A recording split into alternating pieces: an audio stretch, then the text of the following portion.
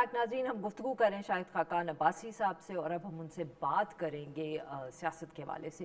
عباسی صاحب، پچھلے دنوں میں محسن نقوی صاحب کا ایک بہت کیا کہ بڑا بیان آیا کہ سسٹم کلیپس کر گیا ہے، اور اس کے بعد وزیر اعظم صاحب نے تو اس پہ ایز سچ کوئی رسپانس نہیں دیا، مگر ملک میں ایک ڈیبیٹ چھڑ گئی ہے کہ یا نئے صوبے ہونے چاہیے اور یا لوکل گورنمنٹ سسٹم ہونا چاہیے. اب پہلے تو آپ یہ بتائیں کہ آپ کی نان ایگزسٹنٹ پارٹی کا اس پہ کیا سٹینڈ ہے.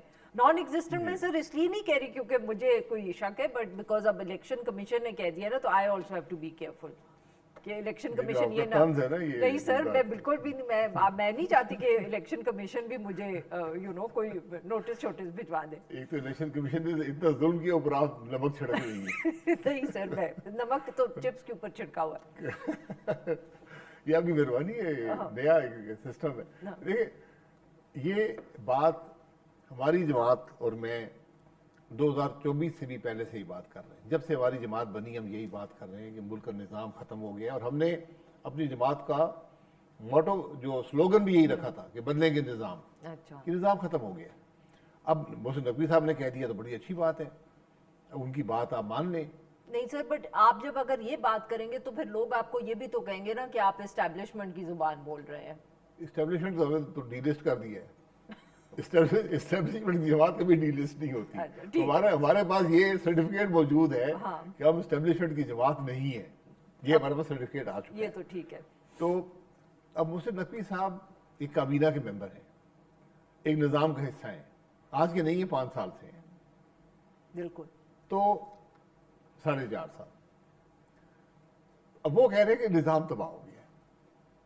پھر آپ نظام کے اندر کیا کر رہے ہیں؟ استعفیٰ دے کے باہر آ جائیں، یا اس کابینہ کے اندر بیٹھ کر اس بات کی اصلاح کریں، ان کو قائل کریں، وزیر اعظم صاحب کو، اپنے وزراء کلیگز کو، کہ بھئی یہ نظام ختم ہو گیا، نہیں چل رہا، ہم وقت ضائع کر رہے ہیں ملک کا، تو درست کرتے ہیں. دونوں عمل انہوں نے نہیں کیے، نہ درستی کی کوشش کر رہے ہیں، نہ نظام یہ خود چھوڑا. بلکہ سر وہ خواجہ آصف صاحب نے تو یہاں تک کہا کہ وہ تو کابینہ کی میٹنگز میں بھی نہیں آتے، جہاں آپ کہہ رہے ہیں کہ ان کو بات کرنی چاہیے. یہ کابینہ کا اپنا مسئلہ ہے. یہ وزیر اعظم صاحب کا ہے کہ اگر کوئی نہ آئے وزیر اس کو فارغ کر سکتے ہیں، لیکن وہ نہیں کریں گے. یہ ہماری روایت نہیں ہے اس طرح کے کام کرنے کی. نہ ہم چھوڑتے ہیں کابینہ، نہ ہم نکالتے ہیں. تو بلکہ بڑی بڑی خواہش ہوتی ہے ہر وزیر اعظم کی کہ میں ری شفل کروں، تو ری شفل بھی ہم سے نہیں ہوتا. نہیں سر، کہہ رہے ہیں کہ کابینہ میں ری شفل ہوگا. 2 سال سے سن رہے ہیں. You don't think it's going to happen? نہیں ہوگا. یا آپ پریڈکشن کر رہے ہیں سر، اگر ہو گئی نا تو میں آپ کو واپس بلا لوں گی. جی ٹھیک ہے. ہاں چلیں ٹھیک ہے. تو اب مسئلہ یہ ہے کہ آپ کرنا کیا چاہتے ہیں. اب وہ صوبوں کی بات چھیڑ دی. کیا صوبے ہی پاکستان کے مسائل کا حل ہیں؟ مجھے یہ نقوی صاحب کوئی اور یہ بات بتا دے کہ بھئی پاکستان میں صرف ہم صوبے بنا دیتے ہیں، پاکستان بالکل ٹھیک ہو جائے گا. سر میں نے تو یہاں تک لوگوں کو کہتے سنا ہے کہ وہ خرچے بھی کم ہو جائیں گے نئے صوبے بننے سے. یہ اس میں کوئی حقیقت نہیں ہے. خرچے آپ کے کم ہو جائیں گے. یہ آپ نے جو مختلف لیئرز آف گورنمنٹ بنائی ہوئی ہیں سب ختم ہو جائیں گی. لوکل گورنمنٹ کے نظام کی ضرورت بھی نہیں ہوگی، مقامی سطح پہ آپ کو گورننس ملے گی. تو یو تھنک کہ خرچے کم ہوں گے؟ جی خرچے سر، بٹ مجھے تو لگتا ہے کہ جب آپ نئے صوبے بنا دیں گے تو پھر آپ کو ہر صوبے کے لیے ایک چیف منسٹر چاہیے ہوگا، چیف منسٹر کا دفتر چاہیے ہوگا، پھر ساتھ میں آپ کو اس صوبے کی ایک اسمبلی چاہیے ہوگی. دیکھیں نا، اگر پنجاب فار ایگزامپل، پنجاب کے آپ 2 یا 3 صوبے بناتے ہیں تو پھر جو لاہور کی پنجاب اسمبلی ہے وہ تو صرف ایک صوبے کے لیے ہوگی، تو آپ کو 2 اور اسمبلیاں چاہیے ہوں گی، 2 چیف منسٹرز چاہیے ہوں گے، 3 سیکریٹریٹ چاہیے ہوں گے. یہ کیسے لاجک ہو سکتی ہے کہ خرچے کم ہوں گے؟ دیکھیں، جو وہ صوبے ہوں گے اس میں جو شان و شوکت ہوگی وہ نہیں ہوگی جو پنجاب یا سندھ یا ان کی ہے. یہ کیسے ہو سکتا ہے؟ نہیں ہو سکتی نا، وہ چھوٹے ہوں گے. یہ تو آپ ازیوم کر رہے ہیں نا کہ وہ شان و شوکت بڑے صوبے اپنے اخراجات میں رہنا ہوگا نا. آج تو آپ دوسروں کے پیسے لے کر شان و شوکت سے گزار رہے ہیں اپنا وقت لاہور میں.